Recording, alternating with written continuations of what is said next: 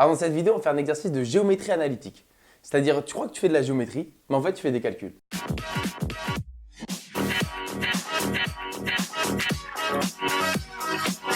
Alors c'est parti pour la résolution de cet exercice. Donc voilà l'énoncé, on va le lire ensemble et on débrief.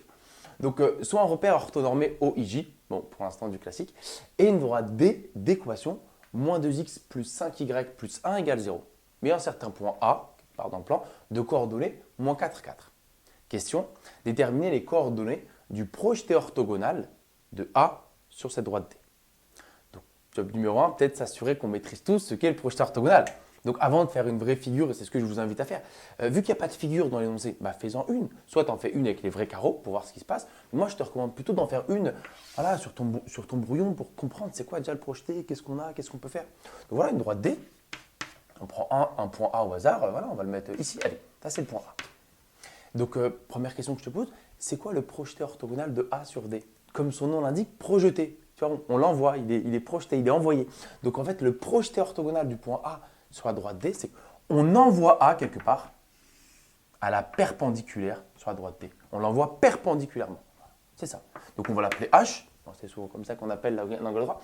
Donc voilà, H, ici le point H, c'est le projeté orthogonal du point A sur la droite D. Donc on va continuer à raisonner ici pour voir en fait comment on va s'y prendre. Donc moi, je connais l'équation de cette droite-là. D'accord? D, je connais son équation, c'est donc moins 2x plus 5y plus 1 égale 0. Et le point A, je connais ses coordonnées, on a dit que c'était moins 4, 4. Je fais exprès, encore une fois, de raisonner comme ça, sans les carreaux. Tu dois être capable de faire ça. Donc, comment est-ce que je peux faire pour déterminer les coordonnées de ce point-là? Ce qu'il faut arriver à voir, c'est qu'il faudrait avoir l'équation de la droite AH. Parce que si on arrivait à trouver l'équation de la droite AH, déterminer les coordonnées de H, ça revient à faire quoi? Ça revient à trouver en fait les coordonnées du point d'intersection entre la droite D et cette droite AH. Donc, tu vois, l'énoncé déjà qui était un peu embêtant, nous, on le traduit comme en fait, il suffit juste de trouver le point d'intersection entre deux droites. La droite D et l'autre droite qu'on va appeler delta. D'accord? Voilà. Et trouver un point d'intersection, ça on sait faire, un tout petit peu en troisième et seconde. D'accord? Donc déterminer, je répète, les coordonnées entre la droite D, dont on connaît déjà l'équation, et la droite AH. Donc, qu'est-ce qui va se passer dans la vidéo? Job numéro 1, déterminer l'équation de la droite AH. Job numéro 2, une fois qu'on aura l'équation AH, résoudre un petit système pour trouver les coordonnées de H.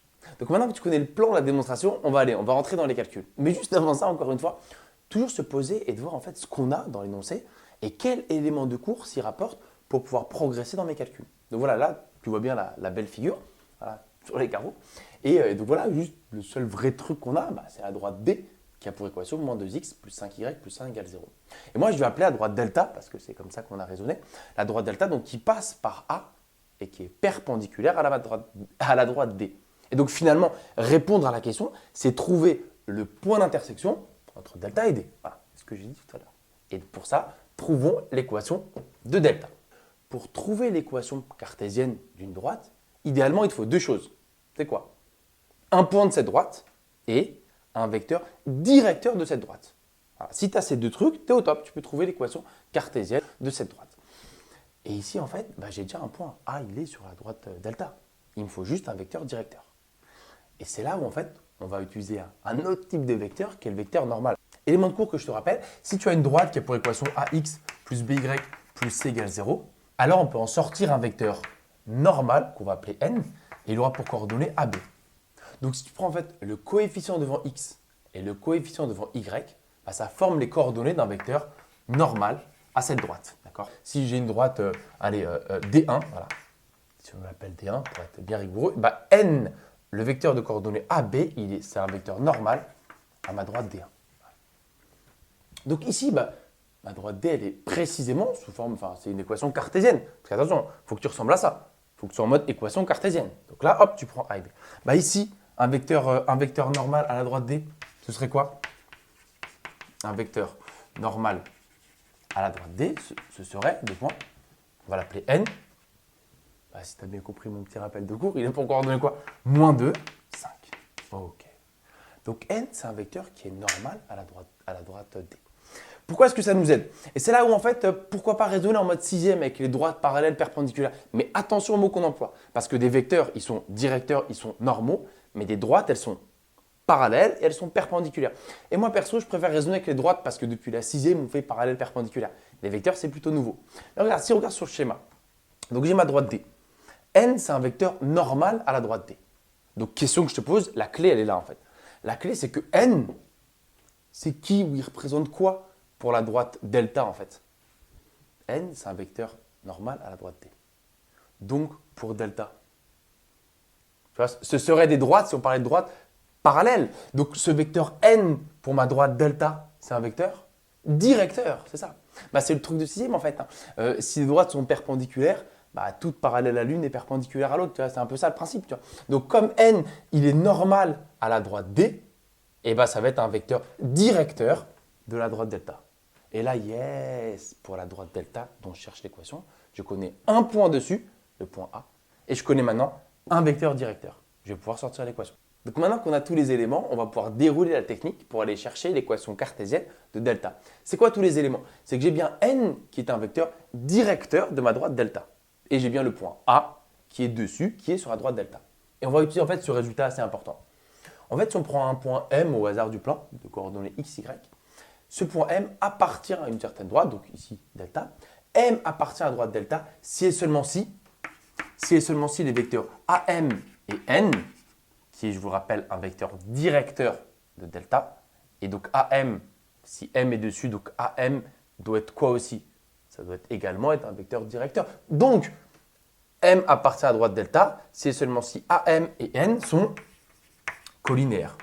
Évidemment, voilà, deux vecteurs directeurs. C'est seulement si AM et N sont collinéaires. Et deux vecteurs collinaires en termes de calcul, en termes de coordonnées, eh ben, ça veut dire quelque chose. Il y a un résultat du cours, vu d'ailleurs en seconde. Il est là. Regarde, si tu as un vecteur U de coordonnées x, y et un vecteur V de coordonnées x', y', eh ben, U et V sont collinaires si et seulement si, voilà, ce petit calcul, si et seulement si, x, y' moins x', y égale 0. Et ça, en fait, il y a une façon de le dire. Je ne sais pas si tu l'as vu en seconde, mais je vais te la rappeler. Donc, en fait, donc AM et N sont collinaires. Donc, si et seulement si ce calcul, il y a une façon de le dire. C'est si et seulement si leur déterminant, si et seulement si det de AM et N égale 0. Donc, je répète, pas de panique si tu ne l'as pas vu. Juste ça, c'est la façon un peu jolie, la façon classe, la façon du supérieur, finalement, d'écrire ce résultat-là. Mais c'est strictement la même chose. Donc, voilà. Donc, comment exprimer le fait que deux vecteurs soient collinaires? On prend les coordonnées d'un vecteur, on prend les coordonnées de l'autre vecteur et on applique cette petite formule. N, je connais ses coordonnées, il ne reste plus qu'à aller chercher les coordonnées de AM.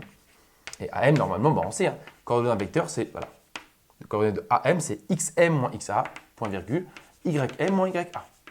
Donc on fait ce petit calcul-là. AM a pour coordonnées xm, bah, on a dit que c'était x, d'accord. Xm moins a, il a pour coordonnées, enfin pour abscisse, pardon, moins 4. Attention, hein, moins 4. Point virgule, ym, bah, on a dit que c'était y, hein, moins ya, moins 4. Yes, donc je sors les coordonnées du vecteur AB qui sont x plus 4 et y moins 4. Oh, pardon. X plus 4, y moins 4. Donc on est bon, ça y est, j'ai refait un peu d'espace. Donc on a les coordonnées de AM, on a les coordonnées de N, donc on va utiliser le petit résultat qui est, je répète, l'illustration de det de AM et N égale 0. Bon, on fait notre calcul. Donc qu'est-ce que ça veut dire qu'ils sont collinaires? C'est-à-dire que x, y', donc x plus 4, x, y', donc les coordonnées de lui fois, là, fois 5, moins x', y, moins 2, moins 2 fois y moins 4, égale 0. Ah, ça, c'est exactement la formule de seconde, ou même qui a été revue cette année, pour exprimer, à l'aide des coordonnées, que deux vecteurs sont collinaires. Et voilà. Et là, quand on va développer et réordonner ça, la magie de cette technique, moi j'aime beaucoup celle-là. Parce que là, quand on va développer et réordonner, je ne sais pas si tu arrives à voir un peu, mais ça y est, on a précisément une équation cartésienne. C'est que ce m de coordonnées x, y, il est puissant. Parce que grâce à lui, eh ben, l'équation cartésienne, elle sort d'elle-même en fait. Voilà. On développe là. Donc ça fait 5x plus 20. Bon là, peut-être qu'on ne va aller pas trop vite quand même, parce que moins 2, on va d'abord lui dire que ça fait plus 2 fois y moins 4. Voilà. Ce serait bête de faire une petite faute de calcul là. Donc voilà. Donc ça fait 5x plus 20 plus 2y moins 8 égale 0. Je pense que ça va pour le développement. Donc dernière étape, pour qu'elle ait précisément la forme d'une équation cartésienne, il me reste donc 5x plus 2y plus 12 égale 0. Et voilà, j'ai trouvé l'équation donc cartésienne de ma droite delta. Ok, donc dernière étape, nous ce qu'on allait faire jusqu'à présent, c'est déterminer l'équation de delta. Pourquoi est-ce qu'on a fait ça? Parce qu'on cherche les coordonnées du point H. Et, petit rappel, comment est-ce qu'on a défini h d'une autre manière que l'énoncé? H, c'était finalement le point d'intersection entre les droites D et delta. Donc finalement, déterminer les coordonnées de h, on revient à trouver le point d'intersection entre ces deux droites. Autrement dit, en termes de calcul, résoudre ce système-là. Oui, parce que h, il doit à la fois être sur D et sur delta. Donc ces coordonnées x, y doivent vérifier cette équation et cette équation. Donc voilà, fin de l'exercice, on résout un système. Ok, chez les élèves n'aiment pas trop, mais bon, on va faire. Donc il y a une façon un peu jolie de les appeler, c'est que celle-là, on appelle ça la ligne L1 et celle-là, c'est la ligne L2. Donc il y a deux façons de faire. La première, c'est par substitution, on remplace, on isole une des variables et on remplace dans l'autre, mais nous, on va le faire par combinaison, qui est un peu plus la méthode des grands, plus classe et plus rapide, même si on n'aime pas au début. L'idée, en fait, c'est de faire apparaître un même coefficient devant x ou devant y pour simplifier quand on va additionner ou soustraire les deux lignes. On a le droit de faire L1 plus L2 ou L1 moins L2. En gros, on peut les additionner ou on peut les soustraire. Ça, c'est ce qui est licite, ce qu'on a le droit de faire. Mais pour que ce soit intéressant, il faut que tu aies les mêmes coordonnées, par exemple sur x, pour que quand tu les additionnes, les x ils disparaissent. C'est ça en fait le principe. Et ça là, voilà, c'est un peu comme les fractions en fait, trouver finalement un dénominateur commun. Par quoi il serait judicieux de multiplier L1 et par quoi il serait judicieux de multiplier L2 pour que lorsqu'on les additionne, les x se simplifient. Donc finalement L1, voilà, on note comme ça, L1 on la remplace par, en fait le nombre commun qu'on peut trouver ici c'est 10, enfin 10 et moins 10. Donc L1 on va la multiplier par 5, on la remplace par 5 fois L1 et L2 on va la multiplier par combien? Par 2, parce que lui fois 5 ça fera 10, enfin moins 10, et lui par 2 ça fera 10. Et là en additionnant, ça va se simplifier. Donc, il faut être un peu visionnaire, c'est ça le geste que je voulais faire. Il faut être un peu visionnaire. Par quoi je devrais multiplier pour que ça simplifie? Il faut voir une, deux étapes derrière. Donc, L2, je la remplace par 2 fois L2. Alors, donc ce système est équivalent à ce système. On multiplie par 5. Ça devient donc moins 10x plus 25y plus 5 égale 0. Et donc, la deuxième ligne, si je la multiplie par 2, ça devient 10x. Donc, ce que j'ai oublié de dire, c'est qu'on multiplie tout le monde par 2 ou par 5. Attention, pas que le premier élément. D'accord. Donc là, par 2, on est à plus 4y plus 24 égale 0. En fait, la résolution de système, ce qui est embêtant au-delà des techniques, c'est qu'en fait, il faut toujours, entre guillemets, se trimballer les deux lignes. Parce que pour une question de rigueur mathématique. Sinon, ton système n'est pas équivalent à celui qui suit. Un système, on va en faire plein encore des comme ça. Donc la première ligne, on la laisse telle quelle. Elle s'appelle donc moins 10x plus 25y plus 5 égale 0. En gros, tu gardes une des deux lignes. Et en fait, la deuxième, ce qui va se passer, c'est là où quel calcul on va faire. L2, donc, parce que c'est la nouvelle L2, finalement, la nouvelle deuxième ligne. On la remplace par, c'est ce que j'ai dit au début, par la somme. C'est un truc qui est licite, tu as le droit de faire ça, d'additionner les deux lignes. Et comme ça, tu vois que les x, là, ils vont partir. Donc, à la place de L2, je vais mettre L1, on va garder jaune, L1 plus L2. Voilà ce qui va se passer. Donc, quand j'additionne, tu vois, tu mets comme si tu avais une sorte de plus. Là. Donc, quand tu additionnes, moins 10x plus 10x, ça se simplifie. Chez les y, on a quoi? 25 plus 4, on est à 29y. Et 5 plus 24 plus 29. Voilà. Égale 0. Et là, non, tu vois, ça y est, c'est quasiment fini. Donc ça, c'était un petit peu embêtant, x2, x5, qu'est-ce que je fais? Mais une fois que tu as fait ça, voilà, c'est fini. Y, là, il me reste une ligne et je le sors. Donc maintenant, hop. Donc là, pour un petit gain de place, je vais me permettre de faire un petit 2 en 1. J'espère que tu ne m'en voudras pas. C'est-à-dire que là, 29y plus 29 égale 0. Le 29y, je laisse, donc ça va faire 29y égale moins 29. Donc finalement, y égale donc moins 29 sur 29. D'accord? J'espère que ça ne t'a pas trop perturbé. Parce que mon 29y égale moins 29, alors je divise tout le monde par 29. Moins 29. Et ça fait moins 1. Yes! Un nombre tout gentil. Donc y égale moins 1. Ça y est, je trouve y. Qu'est-ce qu'il me reste à faire maintenant? Je remplace y qui vaut moins 1 dans cette équation. C'est pour ça qu'il fallait garder les deux. Parce qu'une, elle me permettait de sortir x ou y. Ici, c'était y. Et une fois que tu as y, il te faut l'autre pour remplacer, aller chercher l'autre inconnu, qui est ici x. Donc, je remplace ici y par moins 1. Donc, on est à moins 10x plus 25 fois moins 1 plus 5 égale 0. Okay. Donc, je vais finir ici comme si c'était à la suite. Donc, le système en bas, j'ai mon y égale moins 1. D'accord? On garde les deux équations. Et là, donc, on est à moins 10x. Donc là, 25 fois moins 1, ça fait moins 25. Pareil, je vais me permettre d'un... Non, pas aller trop vite. Allez.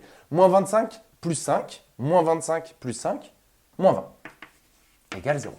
Et là, pour le coup, si, je vais quand même finir plus rapidement. Donc, on a toujours y égale moins 1. Donc là, pareil, je vais faire un petit 2 en 1. Donc ici, donc, ça fait moins 10x égale 20. Donc x égale 20 sur moins 10. Et 20 sur moins 10, ça fait moins 2. Ok. J'ai résolu mon système, j'ai trouvé que x égale moins 2, y égale moins 1. Mais c'était quoi x et y? X et y, en fait, c'était donc c'est la solution de ce système-là.